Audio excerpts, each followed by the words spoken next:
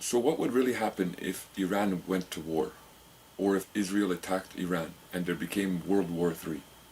And now here in Canada the supply lines were shut down and Canada had to make declarations of war and had to limit the legal persons here in Canada.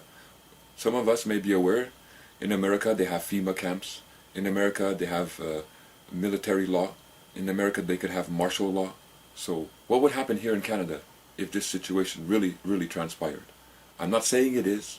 My personal belief is that yeah, we are on a pathway to something big. In this video I'm going to try and kill two birds with one stone. I shouldn't really use that expression, but because you're going to see that in the act that I'm about to share with you guys, an operation of law that I've been talking about for many videos, that I've been sharing with my viewers here. And hopefully a lot of you have taken it to heart and taken it to mind and understand that these are your rights and freedoms. But for some of those that are still doubting and don't really believe that there's this operation of law available to us, that there's obligations that Canada must respect on behalf of our human rights and our human beings, well, have fun with this video. This is a federal act. It's called the Emergencies Act. An act to authorize the taking of special temporary measures to ensure safety and security during national emergencies, and to amend other acts in consequence thereof.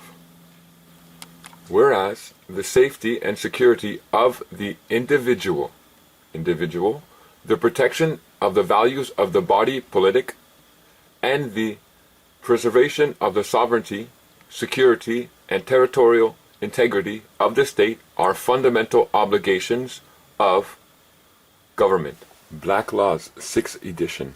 Individual. As a noun, this term denotes a single person, as distinguished from a group or class, and also, very commonly, a private or natural person, as distinguished from a partnership, cooperation, or association. And whereas the fulfillment of those obligations in Canada may be seriously threatened by a national emergency, and in order to ensure safety and security during such an emergency, the Governor and Council should be authorized, subject to the supervision of Parliament, to take special temporary measures that may not be appropriate in normal times. And whereas the Governor and Council, in taking such special temporary measures, would be subject to the Canadian Charter of Rights and Freedoms and the Canadian Bill of Rights, and must have regard to the International Covenant on Civil and Political Rights, particularly with respect to those fundamental rights that are not to be limited or abridged even in a national emergency. Now therefore, Her Majesty, by and with the advice and consent of the Senate and House of Commons of Canada, enacts as follows. In Canada, when there was wartime, or when there was dangerous times, they used to have an act or regulation that they used to use to limit and restrict the legal persons. It was called the War Measures Act. Since 1985, that act has been repealed. It's no more good here in Canada. They replaced it with something that is called the Emergencies Act. This is a federal regulation. It applies all across Canada. Now, this act, it allows the Parliament and it allows the government to create temporary laws, temporary regulations, and it allows them to restrict the legal person. You understand, when we're in a time of war or a time of emergency, we all understand that nothing operates in the same way.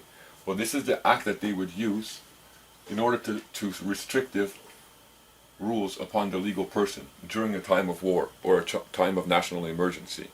Now, in the preamble of this act, it states this. Now, the temporary measures or the temporary acts or laws that they would produce through this emergency act against the legal person, these laws and measures are subject to the Canadian Charter of Rights and Freedoms, and, now listen to this, and to the International Covenant on Civil and Political Rights. Should be ringing a bell for those who are watched my videos.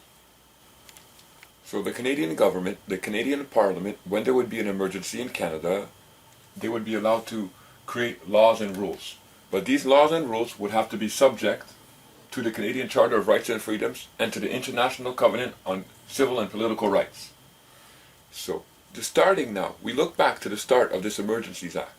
We look to the preamble, the first line that it says. Now watch how it reads. It says, whereas this is safety and security of the individual. Of the individual. That's how it starts, this act, this regulation. They use the word individual. Because when you understand law, individual can include and does include the natural person, i.e. therefore the human being. The human being. So when they're trying to make these temporary laws and rules during a time of crisis, during a time of war or emergency, they're still subject to respect your rights as a human being. And that's why it comes out exactly in their own statute and regulation, where it states, even though we're going to make laws, we're still going to have to subject these laws to the Canadian Charter of Rights and Freedoms and the International Covenant of Civil and Political Rights. Because they can't strip away these rights, because they're under obligation. They're supposed to be. So the operation of law is showing forth here in the Emergency Act. Now the fact that they're stating that they're under obligation here to make sure that they don't disrespect the rights and freedoms granted under this charter is a great, great function of law to use to prove when you go for federal court that indeed Canada is underneath this obligation, and they do indeed respect it because they use it in their own acts and in their own regulations. There are some people in Canada that are afraid of being put into intermittent camps. They're afraid of being put into FEMA camps, being taken from the government and forced into work camps and such. This is not going to happen here in Canada.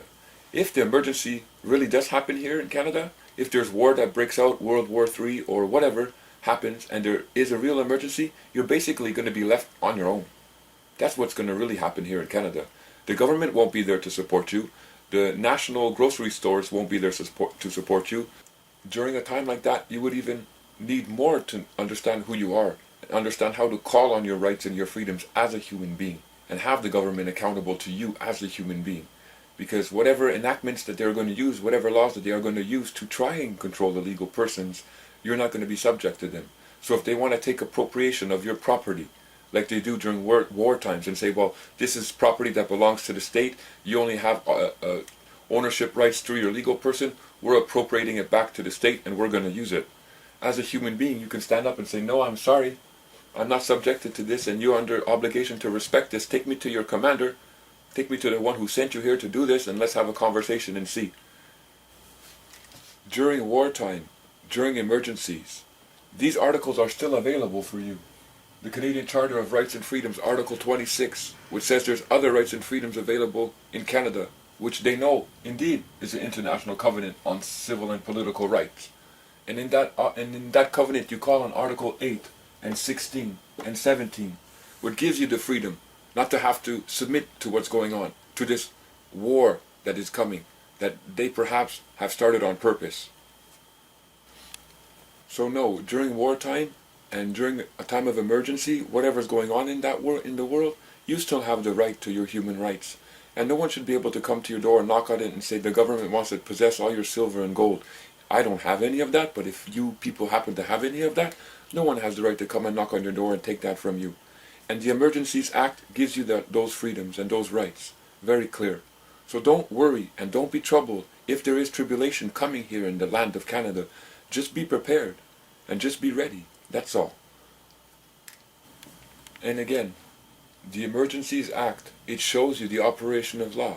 That Canada does indeed have obligations to the covenants. Those international covenants and the Universal Declaration of Human Rights. That's why we find it expressed in these acts. The International Covenant on Civil and Political Rights, Article 8. No one shall be held in slavery. No one shall be held in servitude. No one shall be required to perform forced or compulsory labor. The International Covenant on Civil and Political Rights, Article 16. Everyone shall have the right to recognition everywhere, as a person before the law. The International Covenant on Civil and Political Rights, Article 17. No one shall be subjected to arbitrary or unlawful interference with his privacy, family, home, or correspondence, nor to unlawful attacks on his honor and reputation. Everyone has the right to protection of law against such interference or attacks.